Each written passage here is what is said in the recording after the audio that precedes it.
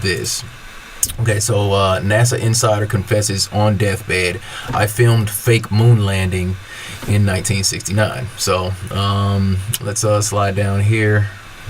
Not sure if these are the real pictures, I don't know. But anyway, let's go into this. This is a little bit about the publisher, or the person who wrote the article. Okay, a New Mexico man has made a series of astonishing confessions since he was diagnosed with terminal cancer and told that he has months to live. He claims the moon landing was faked by the U.S. government, with the footage shot at a military base and the surface of the moon recreated with sand and cement powder. Big surprise. I was wondering what they were using for that anyway. Okay, sand and cement powder. Okay. All right. According to Gene Gomar, his father, a military policeman who was stationed at Cannon Air Force Base, was involved in the massive deception that fooled the world, laying the groundwork for a government-sponsored mass formation psychosis, that continued throughout the decades and into the current era. The deathbed confession, filmed by his father in 2002, was destroyed in a fire of unknown origin. So Gomar decided to recreate it and share his father's story for the world before his own death. Okay, so Alright, anyway. In the confession, Gomar, born Eugene Reuben Akers, says he doesn't want fame or money for what he's doing because hopefully the video will not be released until after his death. Gomar passed away on February 13th earlier this year, so now we are able to view and share the extraordinary confession. I clicked on this video here. Alright, this just takes you to some law of attraction, wealth building, secret type video. So no, the actual video is at the bottom. So check it. Is the truth about the moon landings finally starting to leak out? Actually, we've been leaking that truth for quite some time, but carry on. In the past 12 months, NASA has made a series of revelations that have left the official narrative in shreds. Mainstream media barely reported on these revelations, so most people remain none the wiser about what NASA has admitted. Another big surprise there, covering up the truth that's being exposed. The truth of the matter is NASA has all but confirmed the landings were fake, and anybody who works in the space industry or has any knowledge about the rocket science has quietly accepted that the whole thing was a charade. And now they keep pushing back and delaying the Artemis program. Because recently they were supposed to be going back to the moon, right? Or that's what they were saying. They were going to be going back to the moon a few months ago, I believe. They were talking about, and then they totally canceled those missions again, oddly. It's weird, because technology has progressed so much since 1969, yet they haven't gone back to the moon. That's another one of those questions that we like to ask, time and time again. If they were able to do it back then, technology's moved forward, why haven't we gone back to the moon with this advanced technology that we have now?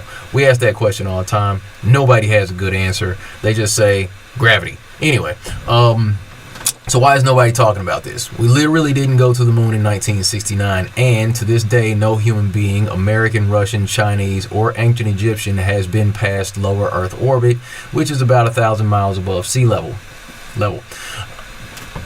Hence the shirt. Okay. Anyway, when more people become aware that we simply didn't or simply don't know how to get to the moon, the astronomical renaissance will ensue based on empirical evidence rather than NASA lies. Sounds like a flat earther wrote this, actually. And remember, we are part of something so huge right now. We have the potential to break the chains of the past, the control, division, hatred, and separation. We are literally birthing a new world. I don't know if I like those words though. But anyway, that's why the control apparatus is so afraid.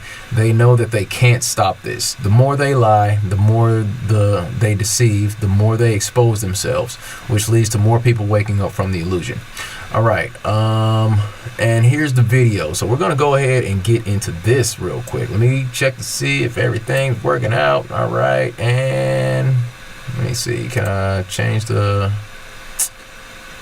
to full screen? I want you to be able to see this. Alright. Okay, or not. Let's get into it.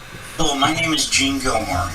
My birth given name is Eugene Reuben Akers. I don't want any money for what I'm doing because hopefully this video won't come out until after my death.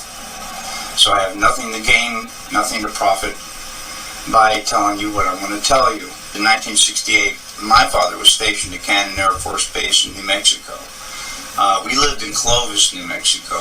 He was in the military police for over 20 years, and on his deathbed in 2002, we made a recording of what happened. Project Slam Dunk was the name of this. President Johnson in 1968, okay? In Cannon Air Force Base in 1968, he said by the time he got there, that there was already 2 large hangars that were connected. There was hundreds of dump trucks that came in and dumped sand and stone, and cement powder was powdered over the top of all that to make it look like a lunar landscape. They had men that fashioned it into a lunar landscape, he said.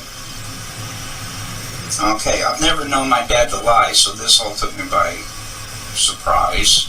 You know, what's that all about? So anyway, he said that in front of the airplane hangars was pole framing with large canvas tents that was concealing the inside of the staging area. Inside the staging area on flatbed trucks was created the lunar lander that was reassembled back inside the hangars. All of the walls were painted flat black and the ceilings as well. He was sworn to secrecy by the NSA, and they would put him in prison for breaking that oath. When Dad saw the moon landing on TV, he cried. He said he knew that what he had witnessed on TV was exactly what they recorded in that hangar. There was no reason for them to go flying around and everything. They had detailed high-definition photos of the landing area.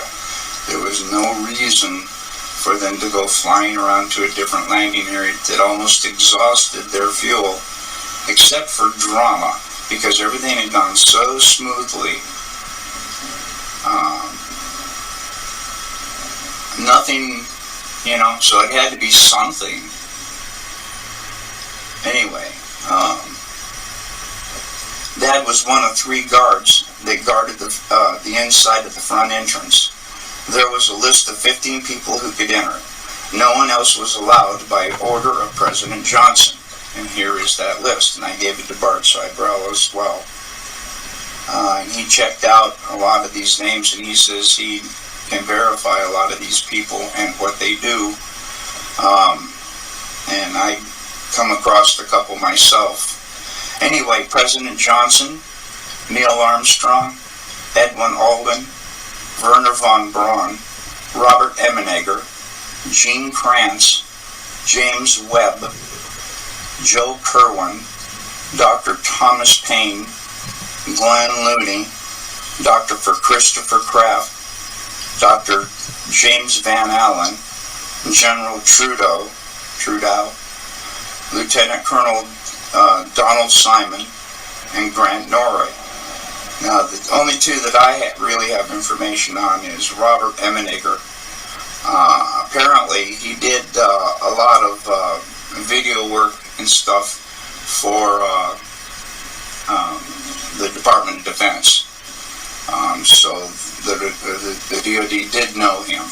Okay, and the other one was Grant Norrie, Norray, I believe. Was to the best of my dad's knowledge, was a like some FBI, CIA, NSA, who knows, something like that.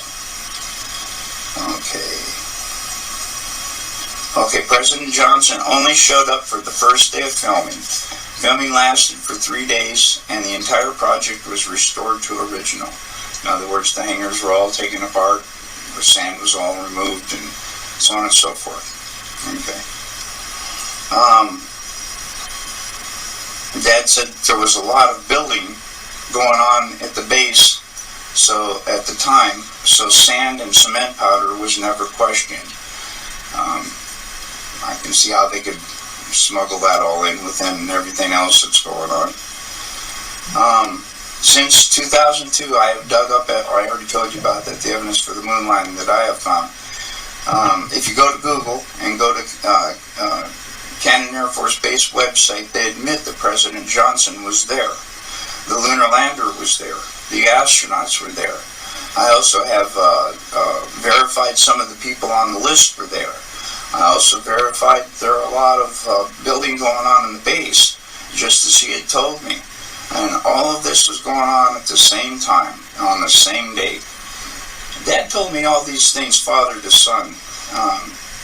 He also told me not to ever tell anyone what he had said, but he said on his deathbed that he had to tell somebody before he died, because it was just too important not to tell.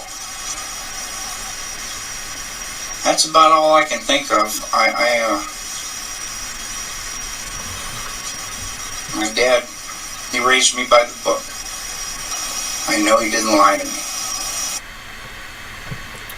Well, alright. I posted the source article in the description. You can go check this out and go do your own research on these things. I just wanted to tap in, give you a little insight